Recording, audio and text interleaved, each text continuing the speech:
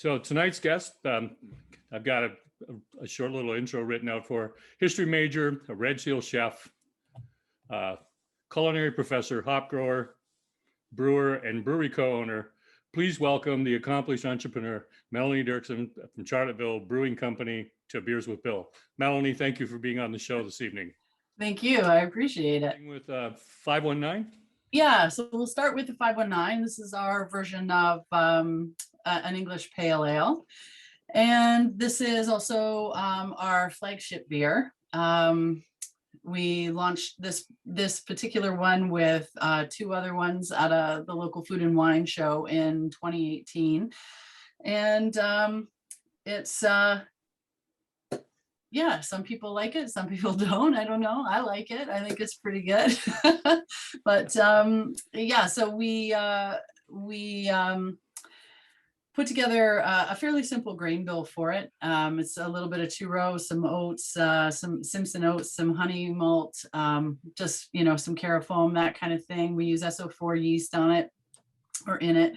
And we do a lot of the hops that we use for it are Galena and Chinook and Cascade. And those are all hops that we use in our own, like they're from our own yard. We are a certified organic hop yard as well. And so the hops that we don't have a huge yard.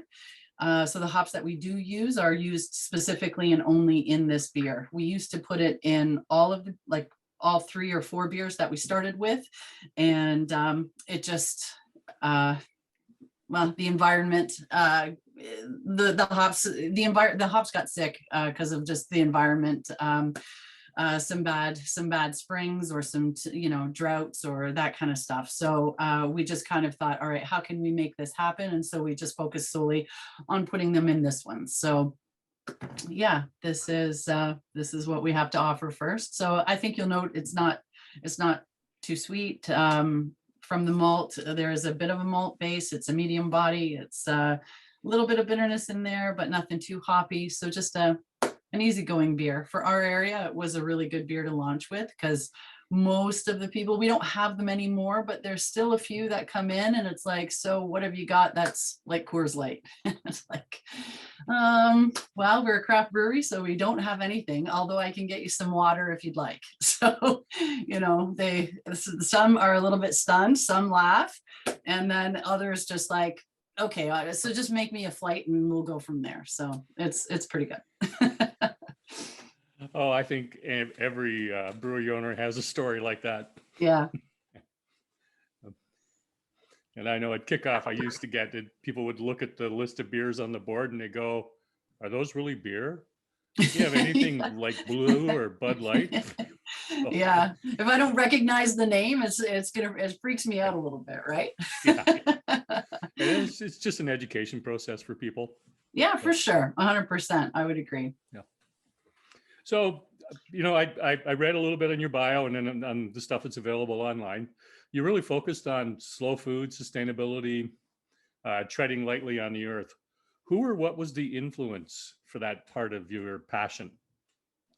Well, I think the influence is really the slow food movement. Some of the chefs that I've had over the course of my studies have really promoted that. And yeah, it was just a big, it just was something that kind of stuck to me and I wanted to explore it a little further. And then it just kind of didn't go away as I went through my schooling and my career, that kind of thing. So out of curiosity, how many of you have heard, like with a show of hands, how many of you have heard of the slow food movement? Couple people, some no, not so much. So yeah, so in a nutshell, I'll say like it's an international movement that comes out of Italy. It came out kind of in the mid to late 80s, and there are basically 3 kind of pillars. There's 3 pillars that basically kind of hold up their philosophy, and the pillars are good, clean, and fair. And so understanding that the food that you eat should be good food, that it's good for the environment, but it's also when I say good food, I mean healthy for you, that is flavorful, So the flavorfulness, I think, kind of comes from seasonality for me personally. And then on top of that, it's healthy. So we want something that's nutritious, that's nutrient dense, and you only get that food when you actually get it when it's in season. I find. I mean, a lot of you, I'm sure, have gone to a grocery store in, February looking for a tomato, and you get this something that looks like a tomato, but it doesn't feel like it doesn't smell like it, and nor does it taste like it. And it's that kind of thing. So trying to get people to understand to eat seasonally is an important element. That it's clean food, so meaning that it's good for the environment. You're getting away from the monocultures and stuff like that into more biodiverse agriculture. And then fair, ultimately, that it's accessible for people financially. That's one of the biggest things I remember talking about to students, encouraging them to eat better. And, they'd say, oh, I can't afford it, or I can't afford organic food.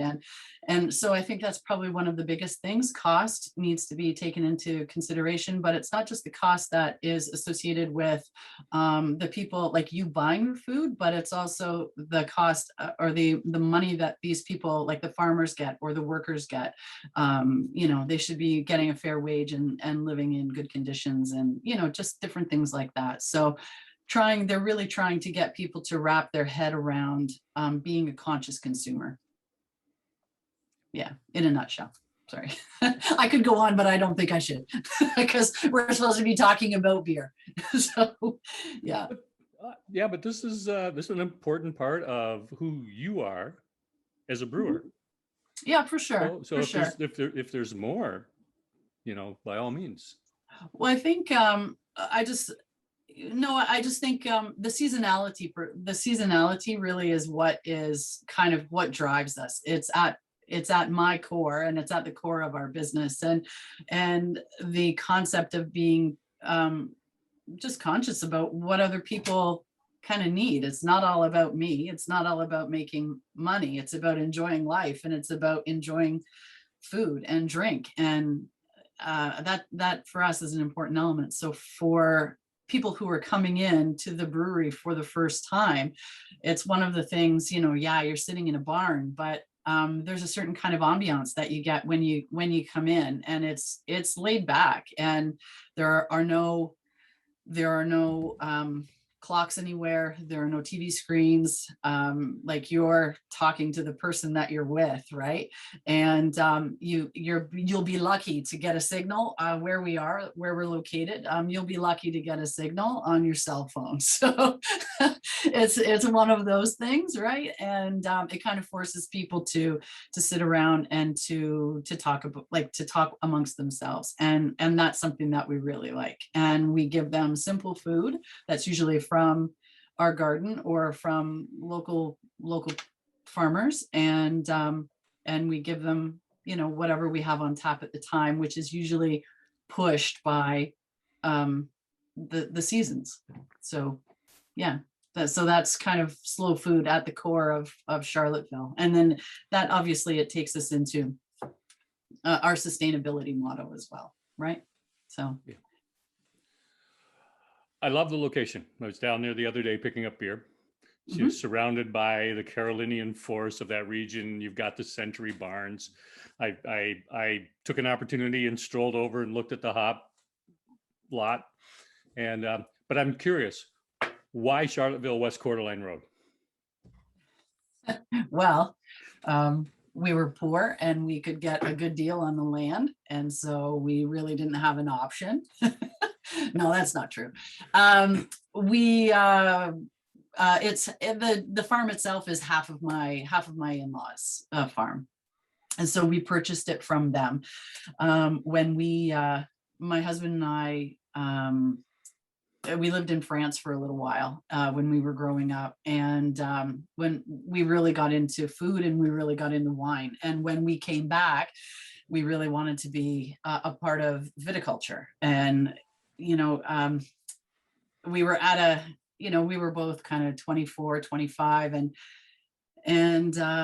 my in-laws basically said, no way, I believe the quote was, wine doesn't grow around here. So go to school, get a job, have a career, and just stay off the land.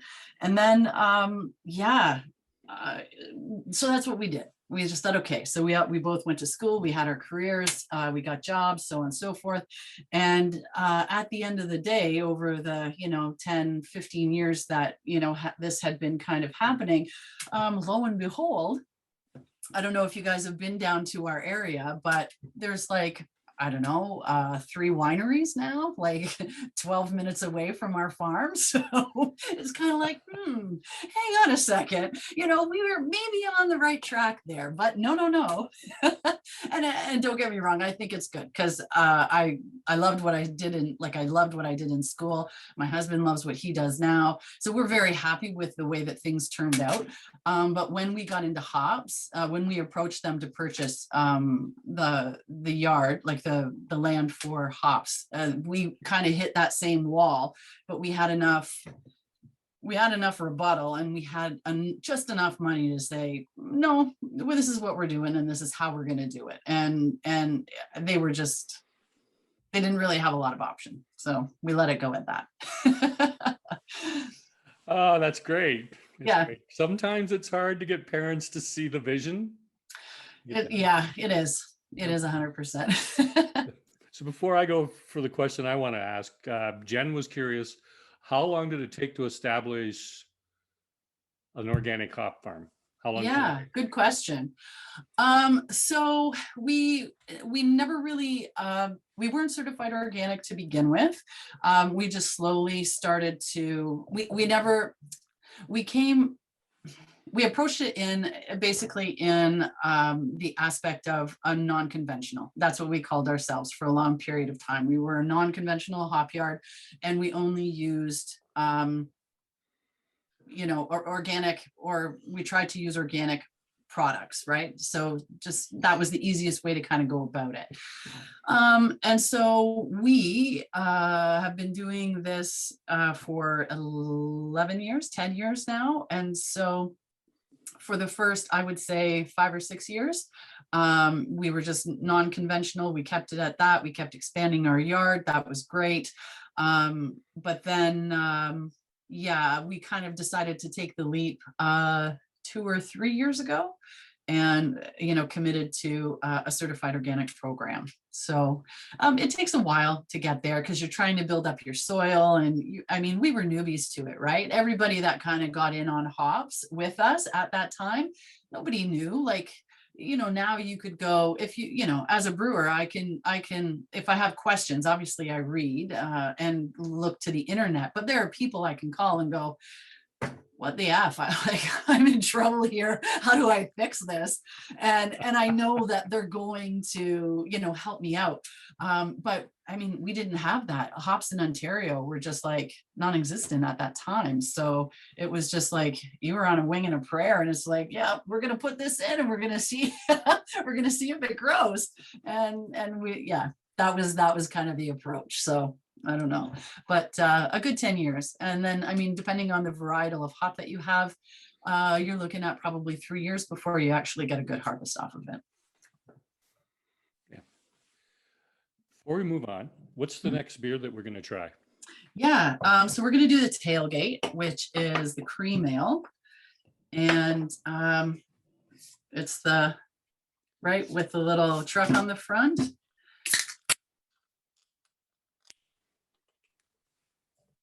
So this is, our version of a classic kind of cream ale. You'll see it's a lot lighter in color than the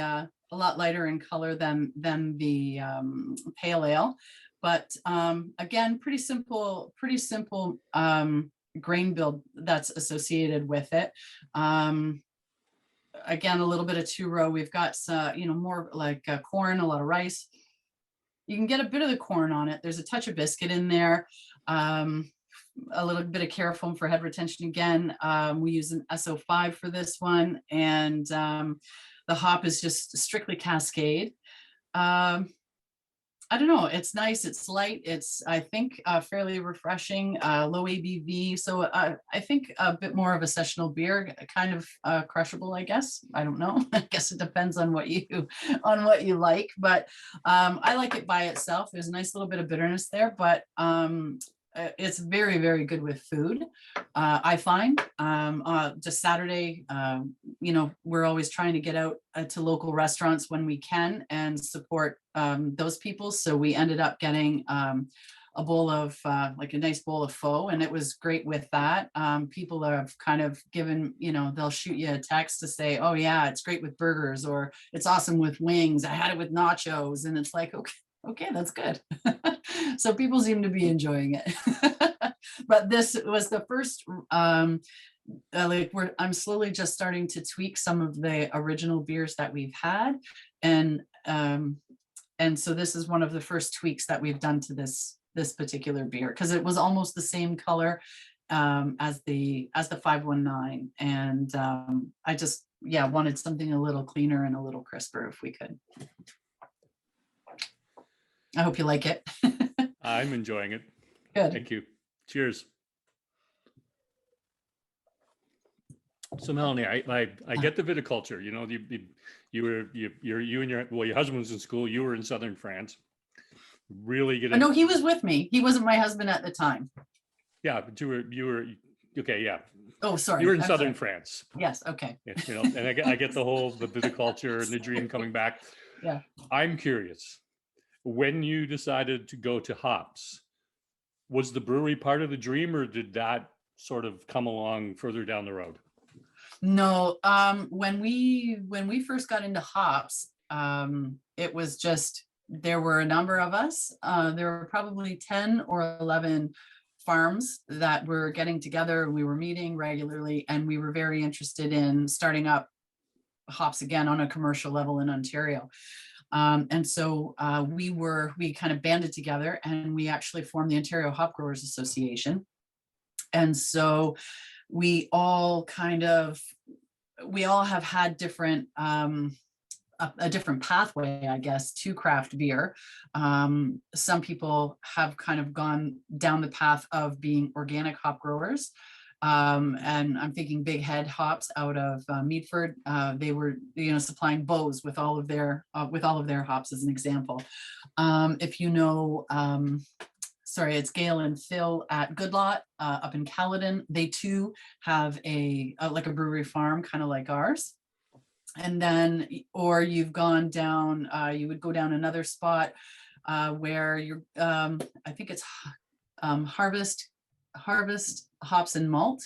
And so that fella is out of, it's Mike Driscoll, and he's out of kind of the Guelph Cambridge area, I think.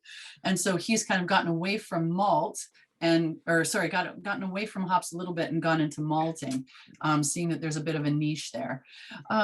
So we kind of followed along that same footstep, but the brewery really wasn't a part of it. We just wanted to get back to the land, and we wanted to be a part of this. We wanted to be in agriculture, and we wanted to be a part of just the craft beer world. And we thought that we could probably do this without spending as much money as you would have to on a brew house. So we were thinking, yeah, this is going to work. So we put in a couple acres, and that was okay. We kind of kept it going. We were medium size at the time, but then as hops became more popular, like growing them became more popular, it was we had some big guys get in, and they were like 10 acres right away, then 15 every time, 5 acres, 5 acre expansions after that. And they were just treating it like a big commercial crop, or like any other kind of commercial crop or commodity. And that just didn't kind of work for us. So we kind of moved back, but we quickly realized, looking at all of the diversified ways that you could apply hops to the craft beer world, we really didn't have enough acreage to be able to make a living off of this crop. And so we just thought, okay, so what are we going to do? And, a value added product, and being able to tell a bit of a story. And away we went. It was like, yeah, that's a great idea. Let's open up a brewery. And yeah, we probably could have rented land and been huge hop growers in Ontario for a lot less than we've spent on the brew house itself. But that's hindsight. That's hindsight. So we don't go there very often. We just kind of let that roll. But anyway, yeah. So it's been fun. I love that. That's a great story. And I just picture this, like, what could possibly go wrong? I know. I know. Troy, Okay. Troy is going to ask you a question because he didn't, Yeah. it's too long to write it out. Hey, thanks, Melanie. This is great.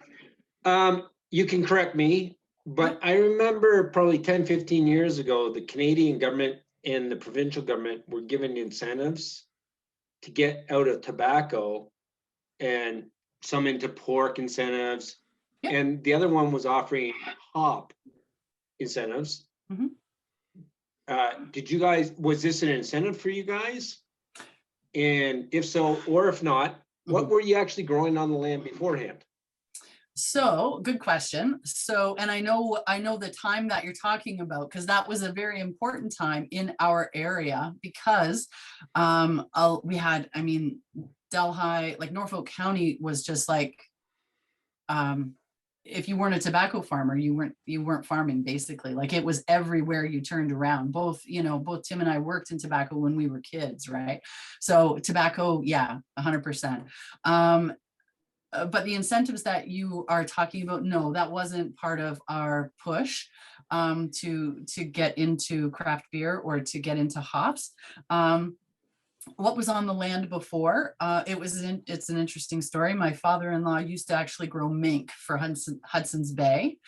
And so when the bottom fell out of mink in, I don't know what that would have been, the 1980s, he became like vegetables, basically. So it was just basically cash cropping. So corn, beans, Brussels sprouts, strawberries, you name it, he was growing it, potatoes. And so that was what was on the land prior to. But he was very much a conventional grower. You got to put a lot of inputs on there if you want stuff to grow and all that kind of stuff. So when we came on and it was like, no, we're not going to do that. It was just like these two, these just like this gnashing of teeth and so it was interesting. It was interesting. Yeah. But good question. Yeah. So Melanie, I describe it this way: the romance around being a brewery owner versus the reality of the long hours, the low return, and the hard work. How has that 4-year journey, 5-year journey been for you? It's been pretty good, like I can't complain. I had nothing to gauge it. I have nothing to compare it to, right? Because this is the first time we've ever kind of stepped out on this type of limb before. And yeah, I kind of love it. I love, being in a kitchen, you're used to it being hot and, some foul language every now and again. And, you just kind of roll with it, and the long hours, and, it's just a different, it's just slightly different, but I own it, as opposed to clocking instead of, pushing somebody else's time clock kind of thing. So it's, I don't know, it's good. I like it. The journey's been interesting. When we first started, I think that's when we first started the build, that's when I kind of sat back and I thought, oh, is this really what I want to do? Because, so like I left my job in 2016 at the college. It was December. And so January, February, March, and April, I was working kind of with helping my husband out, who was on sabbatical at the time. So in between doing research and writing papers, we would be scurrying out to the barn, and we were insulating it all while, like, over these cold months, or kind of trying to scrape the ground. We're just doing as much prep as we possibly could for free. before we actually had to start the build. And then once we actually were able to pull the trigger in the middle of 2017, Tim was back at work. And so I found myself being the general contractor of this beast of a building. And it was just like, I didn't know shit. I mean, like, I don't know about boilers. I don't know about steam. I don't know about gas. I don't know about hydro, and these guys are there, in-floor heating, all this. And I was just like, holy fuck. So anyway, yeah, long story short, I was drinking a little bit more then than I do now, which is probably good that I've tapered it down a little bit, but from time to time, it's just like, what am I doing here? Why did I leave my job again? Monday to Friday, 9 to 5. But yeah, so it's been good. It's been good. You got to have the learning curve. It keeps things exciting. Right? Had you homebrewed before? Oh yeah, for sure. Yeah, so not super intensive, but yeah, I mean, it was always fun because I like fermenting things, and so trying kombucha and beer, and like it all kind of fell into that that under that umbrella, and so yeah, it was kind of cool. When we first opened, so we got up and everything was running kind of early 2018. And so at that point, we brought a consultant in to kind of show me how to use the equipment itself. Because that was just like, I don't know, like going from 20 liters to 1100 liters. I was like, okay, we're going to scale up. And I'm not really sure how, but let's just give this a try. It's a recipe. It can't be hard. But we talked to some friends. We're good friends with John Downing he works at Niagara Brew College. He put the program together there. And so we kind of approached him and his crew and said, hey, we need some recipes. And so he really helped us out with the first 3 recipes that we had, which is still like 519 is one of them. It's been a hit since we brought it out. And so we just have kind of kept it. And if I'm ever in a pinch, he's usually one of the first people that I call. John, quick, I need help. So it's good. That's fantastic that you've got that resource available to you. Yeah. So which beer are we going to switch to next? We're going to do the Farmhouse Saison. Middle of nowhere. The middle, literally. There is a reason why it's called that. One of the things that we like about this, so for our first year, it was really just kind of learning, for me anyway, for the first year, it was really just learning how to use the equipment. And then each year we've slowly just kind of gotten a little bit more, like we've gotten better, obviously, because we are learning how to use the system and stuff like that.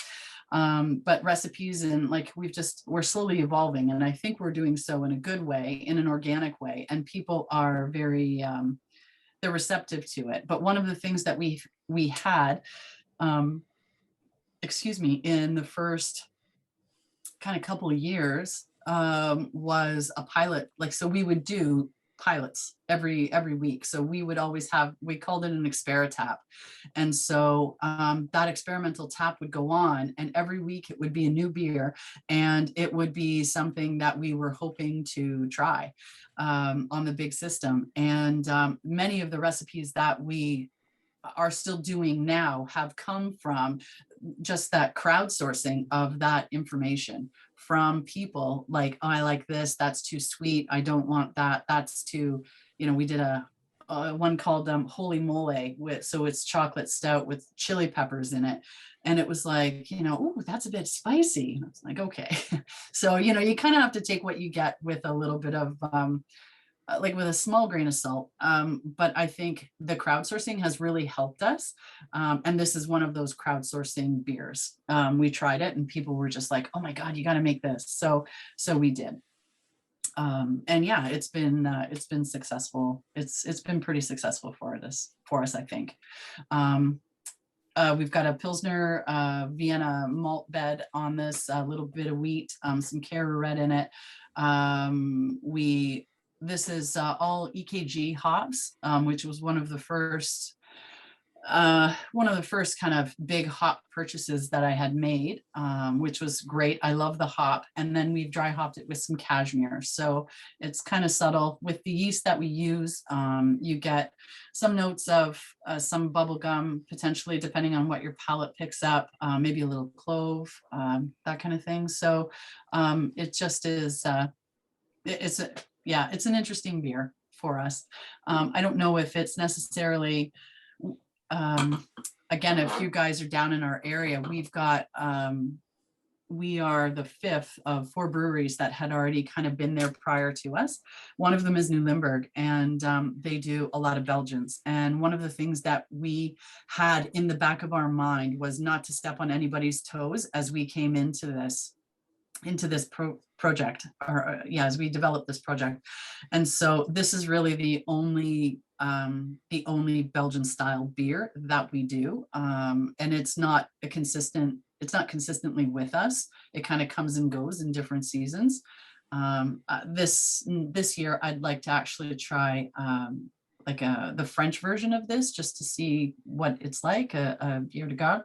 But but we try to kind of stick to things that other people aren't necessarily doing, and then kind of just, we're lifting everybody up. But I think it's kind of wonderful, because when you come down to Norfolk County, you can go what you get at Hometown versus what you get at the Blue Elephant versus New Limburg versus us versus who am I missing? Rambling Road. All very different beers in very different atmospheres. And I think that adds to, like, it's a perfect spectrum of what craft beer can do, what it does, you know what I mean? And what it has to offer people, which is kind of cool. It's good that everyone kind of works with each other down in your area. Yeah, 100% they do. Yeah. And that's a trait all through the craft beer industry. People tend to want to work with each other rather than treating like you're a competition. Yeah, 100%. Yeah. Well, I mean, everybody, I mean, it's what's the saying? High tide, all boats float with a high tide, or something like that. I don't know. All boats rise in a high tide. There or you rise go. with the tide. There you go. Yeah. So it's, it's that kind of philosophy that everybody kind of has down there. You help each other out, and it works well. Yeah. I've got to skip back. There was a question about hops that I missed. Yeah. So I see that. I wonder if you want to take that on. Are there hops that would never grow in your region versus what hops can you grow where you are? Okay. Yeah. So hops are very much like fruits and vegetables, or grains. Some things do very well with us and others don't. So yes, you're right that most of the growers are growing things like Cascade, Centennial, Nugget, Chinook, all very popular hops for our area. It's unfortunate. Like I've got a few people around us. There are a few hop farmers around us that are growing Sriracha Ace, but other than that, like the big, like you're not going to grow Nelson, Citra, Amarillo, Simcoe, like any of those big hops. Like they forget it. It's not going to work. So you just kind of have to take it. You just have to take it in stride, I think. When you're planting and when you're approaching the hop yard, basically. And I think it really is like when we were first starting out, it was like, okay, we know that we can't grow these certain types of hops, but if we grow, this, and this, we'll hopefully get a similar profile of that one that we want. And so, we just kind of played it off like that. Yeah. So Derek asked a question. What are the factors around it? Soil composition, degree days. What is the soil what is the next one up. What are the factors, what hops can Oh, there we grow? go. Factors in what hops can grow and where. So yeah, so for us, basically, if you think about where hops are growing, it's in, places like Yakima Valley, which is on the West Coast. It's in Washington State, and it is kind of dry. It's arid kind of area. Whereas for us in southwestern Ontario, we're surrounded by bush and there's a very little movement of air coming through there. So when we're dealing with things like humidity and we're dealing with a heavy dew, those things aren't good for us. So we really had to work on spacing our hops out in a slightly different manner. We used a different grid form than they do in traditional, like for traditional plantations. So that kind of was an important element for us. But yeah, the climate is definitely, we're just not hot enough and we're too moist. Yeah, basically. But that is a very good question. Because it has a huge impact on what you can grow. He was also curious, what is the difference between a Belgian and a French farmhouse saison? Well, first off, I would probably say I'm thinking it's the yeast that they're using. And other than that, I haven't really done a lot of research on it. It's just something that's kind of come across my plate literally in the last 2 or 3 weeks as I've been doing a bit more reading on it. I'm looking for, I've got some spots to fill in our production calendar, and it's just like, hey, what about this style of beer? So that's something that I thought I might kind of throw out there and see what it was like. But yeah, so I'm sorry that I can't answer that more specifically for you, but yeah. I would have thrown a puck at it and said, the language that they speak while they're making the beer. Yes, that's very true too, I'm sure. I think it would probably depend on what part of Belgium you're in, because they do speak French there too. I was going to say it would be the patois French that they use, not the actual, okay. Yeah, not the difference between Belgian and French. Okay. Because yes, most of the Belgian farmhouse are in the French-speaking part. Yeah, for sure. Christy was curious. What is the most underestimated flavor or palette that you can think of as a chef? Underestimated flavors or palettes, and how do you think this applies to your exploration of beer making? So can you give me an example, Christy, of what you kind of mean by underestimated? Well, like just something that is maybe sometimes overlooked that you think is really integral to your cooking and therefore sometimes maybe overlooked when you're making beer. Okay. I don't know, however you want to kind of go with that. I'm just thinking of it from the cooking standpoint because I love to cook. Mm-hmm. There's a lot about pairing, right? So I'm just, wanted to pick your brain a little bit about how you think those things through between the food aspect and the beer aspect. Okay, yeah, so that's a good question. The underestimated flavors, I don't know. I like working with a lot of herbs and different spices and stuff like that. And that doesn't always kind of go well with some of the beers because the spices or the herbs they're just a bit too intense for it. But I've been doing some interesting reading on things like doing brews with sage, working with that, or basil and that kind of thing. So I think you need to be a little bit more, you kind of have to kind of go out there and think about what else can you do with it and how is it going to actually complement whatever it is that you're trying to make. And so here's a good example that kind of links a culinary example and a beer example. So we always do seasonal beers, and our first one that comes up every year is always a strawberry rhubarb hibiscus wheat. And so when we were putting the recipe together, it was very much, what is the focus of this? And that focus was, I always used to love this pie. One, strawberries are in season and they're the best kind of strawberries. Like I've waited all year to eat these strawberries, right? Because I don't usually eat them over the course of the off season. So it's just like, oh yeah, strawberry season. And then rhubarb. So you get this beautiful tart, you get this lovely kind of the softness of the strawberry, and then it just is enveloped in this beautiful pastry, right? And it's like, this is going to be good. So how do we do that in a beer? And so that's, that's like one example. But this past summer, I hadn't worked with any of the local cherries that we have. And it's such a small season and I love cherries, but whenever you get them, they're always like with chocolate or something like that. So when you see it, it's always in a stout or in a porter, I find, but that's just me. And it was just like, how can we jazz this up a little bit?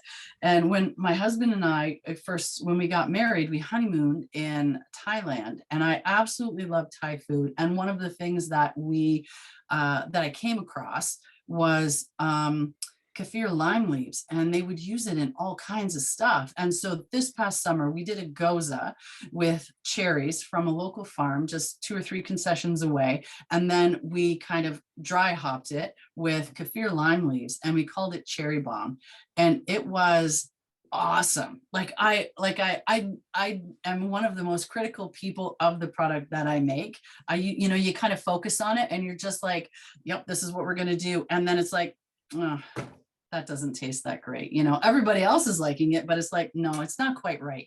And I think that's a good thing, because it makes you you got to go back and you got to reevaluate it again, and you got to tweak it, because if you did it right the first time, what's the point of doing it again? You know what I mean? So it's a good challenge, but that is a great example of this connection that beer and food can have, and making a play with those flavors that you were talking about and the palates.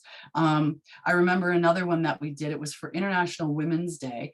And we did, it's called Potty Mouth. So it was a porter, and we had dried blueberries, cranberries, and cherries in it, and then a little bit of cocoa, nice, like a nice grain bill. It had some chocolate in there and just a little hint of coffee. And so when any woman that came in, they got a free sample, like a 5-ounce glass of it, right?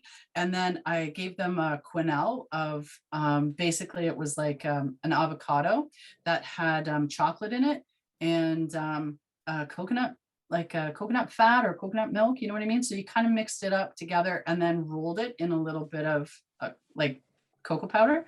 And so gave that to them on a spoon. So anybody that came in, if you're female, it was International Women's Day, there's your, there was your glass of beer. And then there was like this little amuse-bouche that you could take with the beer. And people were just like, what the fuck? I came in for, no, they were like, I came in here for a bud. Like, what are you doing? And it was just like, just try it. I guarantee you'll like it, and I would say 50% of them did. Some of them were just like, this isn't my bag. It's like, okay, slowly, we'll slowly start this and then we'll move out. So, and it was okay.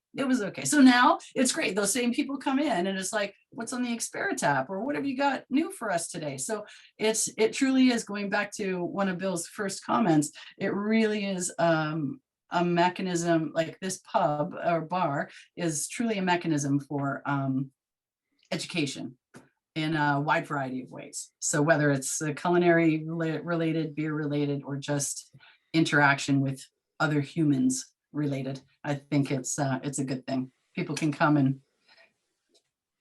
just try stuff out. I don't know. Is that good? Did I answer your question? Are you good with that or no? Yes? No? Yeah, no, it's great. Okay. I love that. Yeah, people are like rolled avocado and what? Next time, you have them next time. Yeah. Right? Now they know. Just eat whatever the chef makes and drink your beer. Yeah. Melanie, I am so looking forward to the first time I come and brew a beer with you. It's going to be fantastic. I hope so. Yeah. Oh, yeah. Wow. Before we go to the next beer, I do want to ask a question. Yes. And that is you refer to the brewery as an estate brewery. And we talked about it a little bit last night, but yep. What's the meaning of estate brewery? So for us, an estate brewery is we kind of looked at it, when we were making our business model and we were looking at what we wanted to do, we kind of approached it as being an estate winery, right? Where you're not blending all kinds of stuff. You're growing what you want to work with. You're growing your ingredients and then you're making your product. So for us, so that's kind of what we were starting. So for us, we would be happy if we could make it to at least 51% of the product that we use in our beers come from our land. And that gives us a lot of cool space and a lot of wiggle room to try all kinds of different styles of beer, different types of grains, all kinds of different hops, but still be kind of true to our philosophy of wanting to make it an estate brewery. The biggest issue with that is that we live in a hot, humid climate, and barley doesn't necessarily grow that well there. Again, one of the things that we didn't really think about at the time, and it's okay. We kind of thought, well, there are lots of other grains that we can grow. So if you're thinking about, rye, we can grow rye, wheat, we can grow spelt, we can grow oats, we can grow like einkorn, like all of these types of grains. And that leaves us with a lot of potential for the future to actually come up with some really cool beers that are local, extremely local to us, i.e. coming from our land. We've talked to the guys at Escarpment, the yeast lab in Niagara, to potentially, when we're ready to do this, to come out and get some natural yeasts from our area as well. And, to try to make a beer that is completely like right from our farm, so our own hops, our own grains, it would be our own yeast. And then obviously we've got the water covered because we're pulling it from a well, which is a bit different, right? Than if you're in a city location. And so, yeah, that's kind of what the end goal is, but it always just kind of keeps changing. So how we get there, I don't think we really know how that will happen, but that's kind of, where we're heading to with regard to the concept of an estate brewery. And on that, we also, we have a huge vegetable garden that we've expanded. We're putting in, more vegetables, some specific fruits that will be going into beers this season, that I'm stoked for, because I've been looking around and I haven't seen anybody else work with this fruit before. So I'm pretty excited to kind of give it a go. And then we sell our own preserves and things like that. So it's all part and parcel of just having good food and good beer ready for people who come and visit us. Does that make sense? That's an estate brewery. Ta-da! Makes perfect sense. Thank you. Yeah. Talk to me about the chocolate milk stout with coconut. Yeah. So we always have a beer on nitro. No matter, that was one thing that both my husband and I absolutely love, beer on nitro. And that was one thing that we said we always had to have. And so we did this particular beer. If you're in the area, it's still on right now, and it's called the Decadent Devil. And so it's a chocolate milk stout, a little bit of lactose in it, obviously.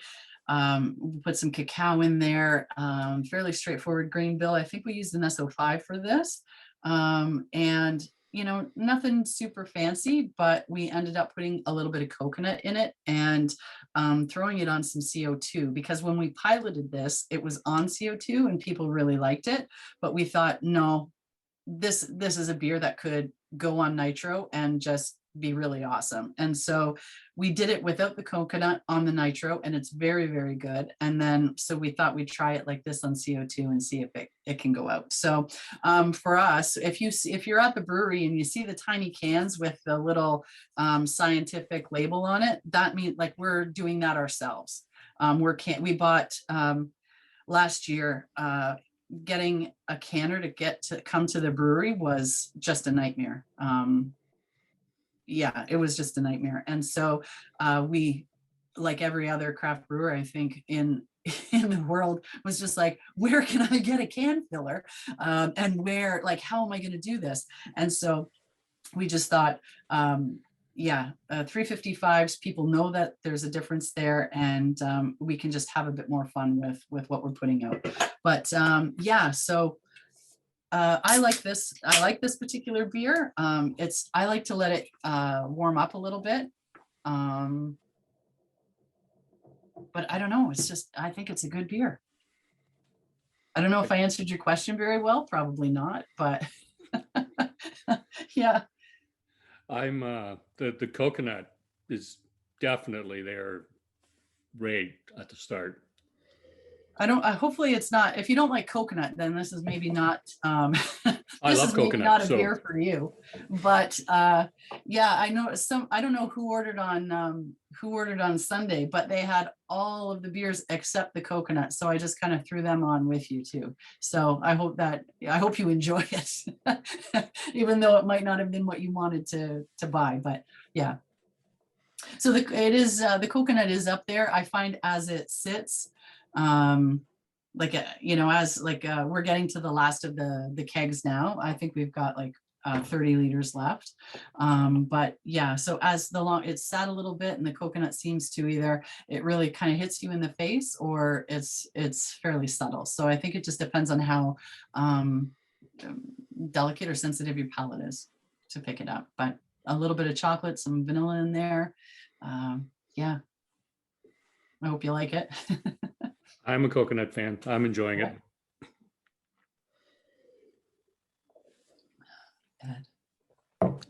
What do you see that's new and exciting happening in the craft beer industry, Melanie?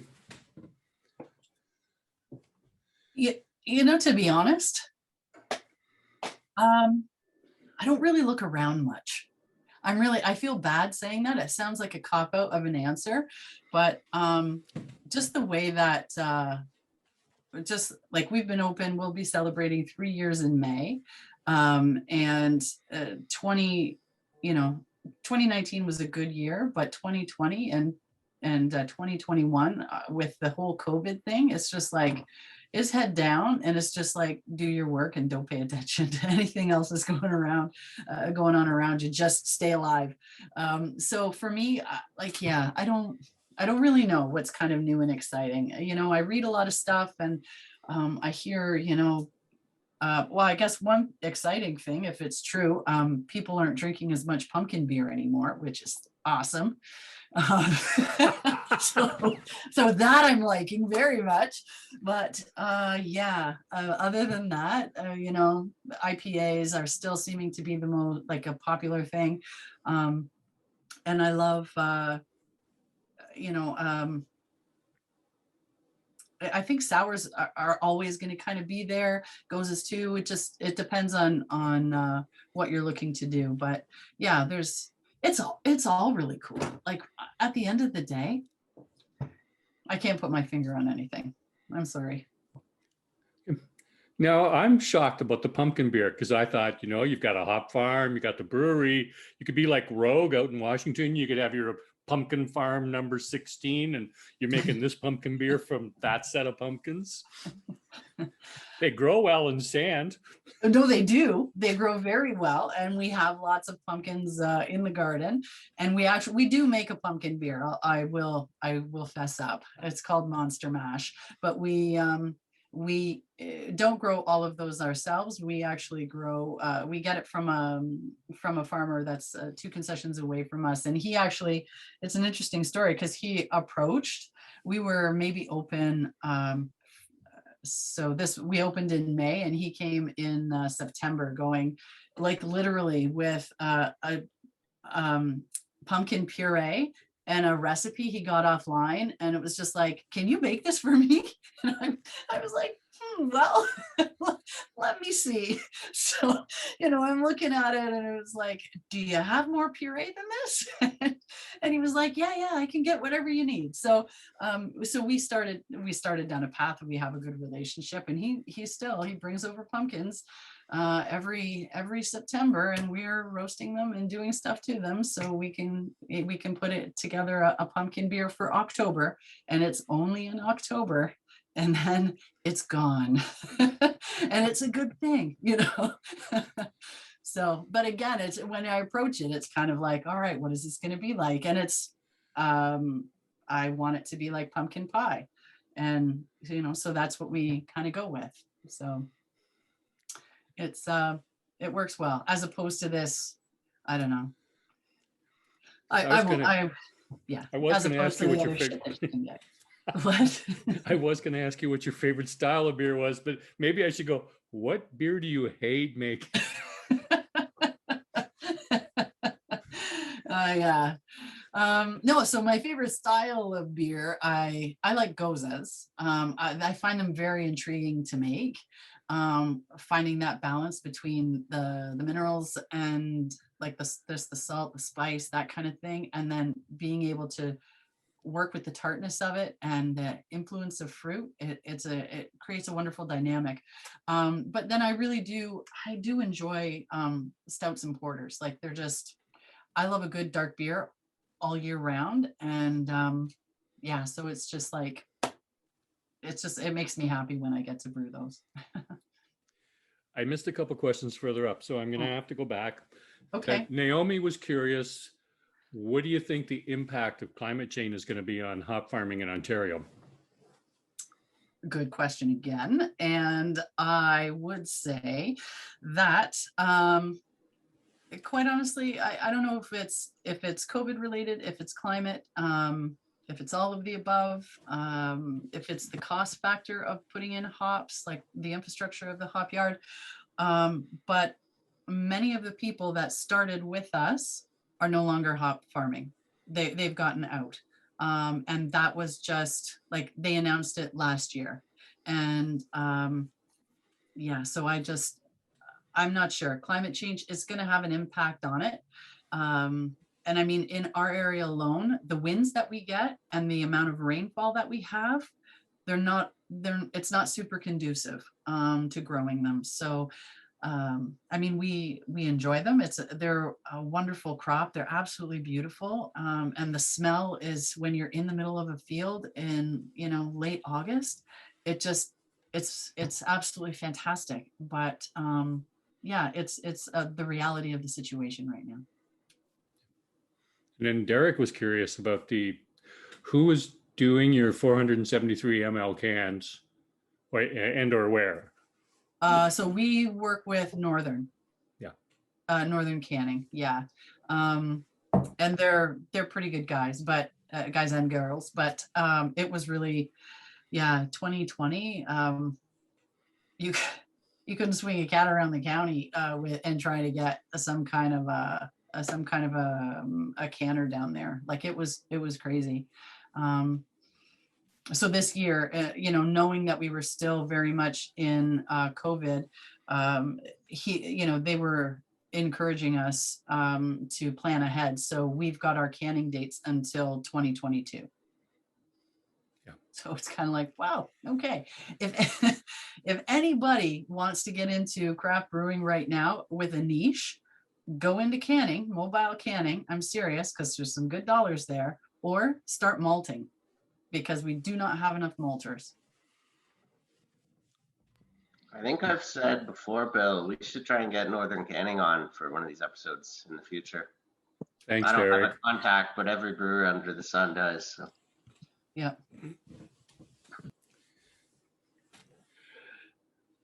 Melanie, what's next for the brewery?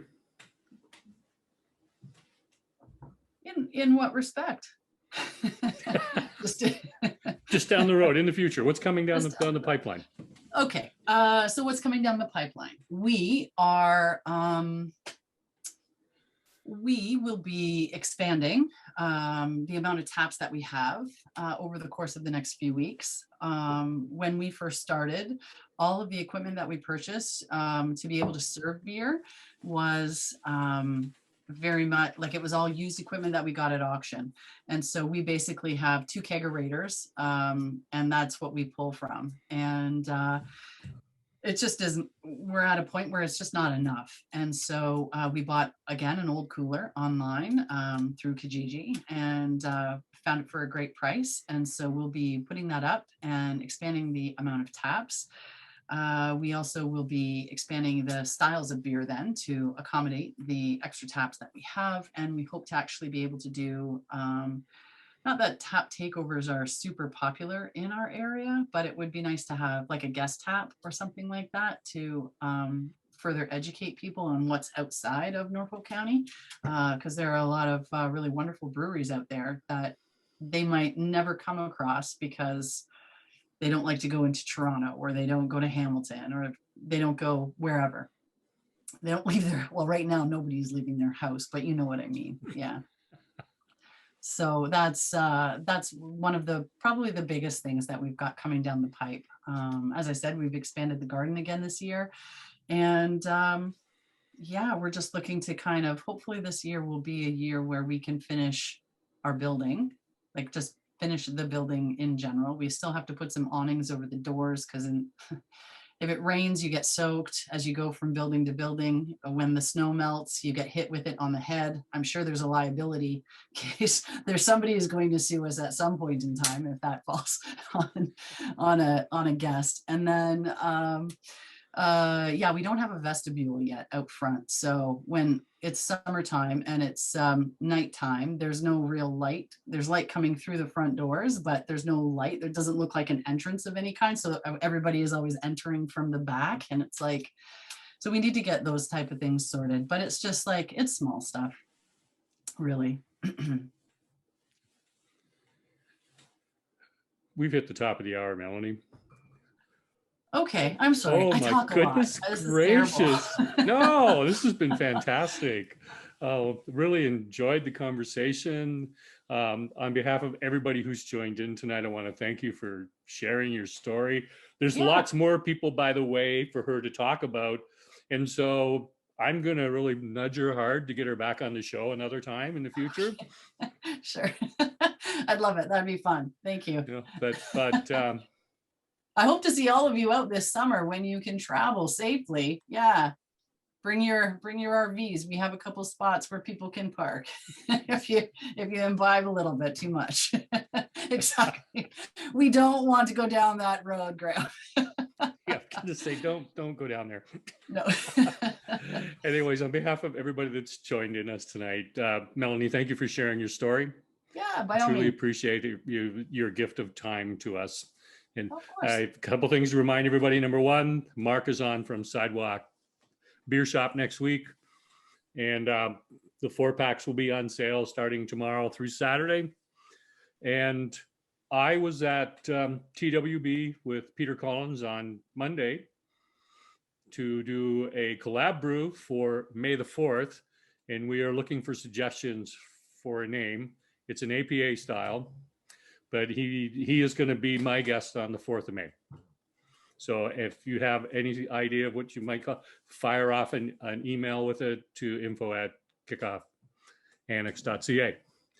Again, Melanie, thank you. Truly appreciate this opportunity. Yes, thank you very much. And I do hope that you've enjoyed the beers tonight. And please, as I said, please make sure that you come